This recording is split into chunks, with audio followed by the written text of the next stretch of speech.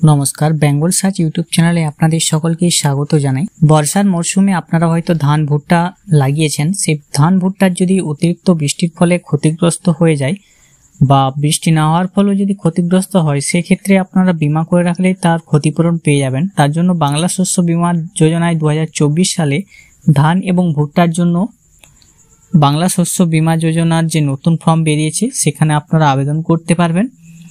বাংলা শস্য বীমা যোজনার নতুন ফর্ম ধান এবং ভুট্টা চাষের জন্য যারা চাষ করেছেন তারা অতিরিক্ত বর্ষা বা অধিক বর্ষার জন্য তাদের ফসল ক্ষতিগ্রস্ত হলে সেখানে আপনি ফর্ম ফিল আপ করে জমা করলে তার কিন্তু আপনি ক্ষতিপূরণ পেয়ে যাবেন বা আপনি বীমা পেয়ে যাবেন একটি টাকা। বাংলা শস্য বীমা যোজনা 2024 খরিফ মরশুমে ধান এবং ভুট্টা চাষের জন্য ফর্ম বেরিয়েছে। সেই ফর্মে আপনারা কিভাবে পূরণ করবেন, কোথায় জমা দিবেন, কি কি ডকুমেন্ট সাথে দেবেন, সমস্ত বিষয় আজকের ভিডিওতে আমরা জানিয়ে দেবো। বেঙ্গল সার্চ ইউটিউব চ্যানেলে আপনাদের সকলকে স্বাগত জানাই।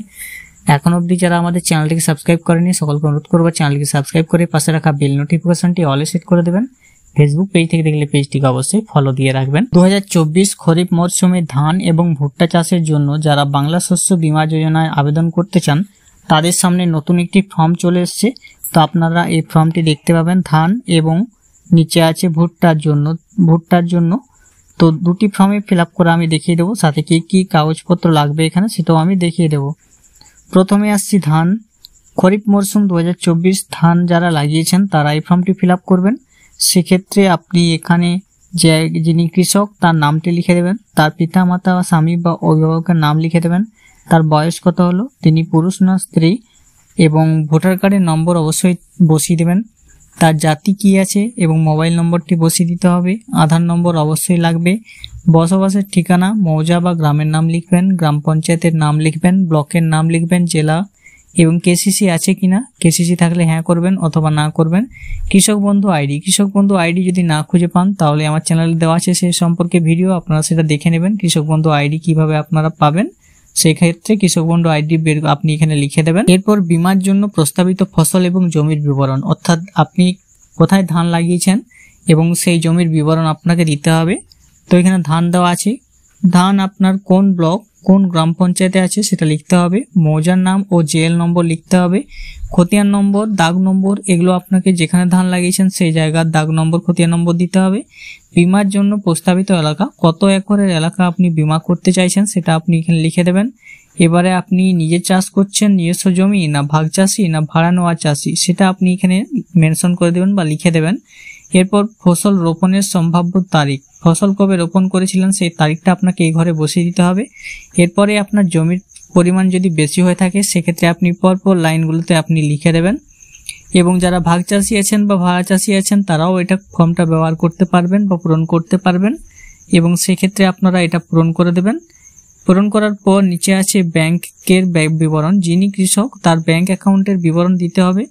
কৃষকের নাম যেটা পাসবইয়ে লেখা আছে সেই নামটি বসিয়ে দিবেন, কোন ব্যাংকের নাম, ব্রাঞ্চের নাম, তার অ্যাকাউন্ট নম্বর বসিয়ে দিতে হয়, আইএফএসসি কোড আপনাকে বসিয়ে দিতে হবে, অ্যাকাউন্টের ধরন কি আছে, সেভিং না কি অ্যাকাউন্ট সেটা আপনি লিখে দেবেন। এরপরে আপনাকে ধান চাষের জন্য যে সমস্ত ফর্ম আপনি জমা করবেন এই ফর্মটি যদি ফিল আপ করেন তার সঙ্গে আপনার কেওয়াইসি নথি অর্থাৎ ভোটার কার্ড বা আধার কার্ড আপনাকে দিতে হবে, পাসবইয়ের কপি, ব্যাংক অ্যাকাউন্ট নম্বর যাতে লেখা থাকে সেরকম আপনাকে জেরক্স করে দিতে হবে। এরপরে খতিয়ান পর্চা বা পাট্টার দলিলের জেরক্স আপনাকে দিতে হবে নিজস্ব জমির ক্ষেত্রে। যদি আপনার নিজের জমি হয় সেক্ষেত্রে খতিয়ান বা পর্চা বা পাট্টা বা দলিল দিয়ে দেবেন জেরক্স। আর যদি ভাগ চাষি হয়ে থাকেন, নিজের নামে জমি না থাকলেও জমিতে চাষের অধিকার সংক্রান্ত একটি শংসাপত্র আপনাকে নিতে হবে, সেটা আপনার গ্রাম পঞ্চায়েত থেকে আপনি নিয়ে নেবেন। যিনি চাষি আছেন তিনি যে গ্রাম পঞ্চায়েত থেকে নিয়ে নেবেন। এরপরে সহ কৃষি অধিকর্তা বা তার প্রতিনিধি অথবা ভূমি ও ভূমি সংস্কার, উদ্বাস্তু, ত্রাণ ও পুনর্বাসন দপ্তরের রাজস্ব আধিকারিক বা পরিদর্শন দ্বারা প্রদত্ত ফসল রোপণের শংসাপত্র। পরে আপনাকে এখানে ঘোষণা আছে সেই ঘোষণা পড়ে নেবেন। পড়ে নেওয়ার পর আপনার এখানে যিনি সই করতে পারেন কৃষক, যদি সই করবেন, যদি টিপছাপ দিতে চান টিপছাপ দিয়ে দেবেন। এরপরে এই ফর্মের সঙ্গে একজন সাক্ষীর সই লাগবে। প্রাপ্তি স্বীকার ফর্মটি আছে, সেই প্রাপ্তি স্বীকার ফর্ম আপনি যেখানে জমা করবেন সেটা আপনি নিয়ে রাখবেন। প্রাপ্তি স্বীকার ফর্মটি আপনাকে দিয়ে দেওয়া হবে। এটা গেল ধান চাষের জন্য। যারা ধান চাষ করেছেন তারা এই ফর্মটি ফিল আপ করবেন বাংলা শস্য বীমা যোজনায়। ঠিক ভুট্টা চাষের ক্ষেত্রেও ঠিক একই রকম, ভুট্টা চাষ যারা করেছেন তারাও ঠিক একই রকম ভাবে আপনি ফর্মটি ফিল আপ করবেন। আপনার নাম, কৃষকের নাম, পিতামাতা অভিভাবকের নাম, বয়স, লিঙ্গ, ভোটার কার্ডের নম্বর, তফসিলি জাতি কি আছে, মোবাইল নম্বর, আধার নম্বর, ব্লক, জেলা, কেসিসি আছে কিনা, কৃষক বন্ধু আইডি। এরপরে কোথায় ফসল চাষ করেছেন সেখানে ব্লক, গ্রাম পঞ্চায়েত, মৌজা, জেল নম্বর, খতিয়ান নম্বর, দাগ নম্বর, কত একর এলাকা চাষ করেছেন, নিজস্ব জমি, ভাগ চাষি না ভাড়া নেওয়া চাষি, ফসল রোপণের তারিখ, কৃষকের ব্যাংকের অ্যাকাউন্টের বিবরণ দিয়ে দিতে হবে। এখানেও সে একই রকম যে ডকুমেন্টসগুলো বললাম আপনাদেরকে ধান চাষের ক্ষেত্রেও যেটা লাগবে সেটা ভুট্টা চাষের ক্ষেত্রেও লাগবে। এরপরে আপনাকে এখানে সাক্ষীর একজন সই লাগবে এবং যিনি কৃষক বা তার সই বা টিপছাপ এখানে দিয়ে দিতে হবে। প্রাপ্তিস্বীকার ফর্মটি আপনি নিয়ে নেবেন যখন এই ফর্মটি জমা করবেন।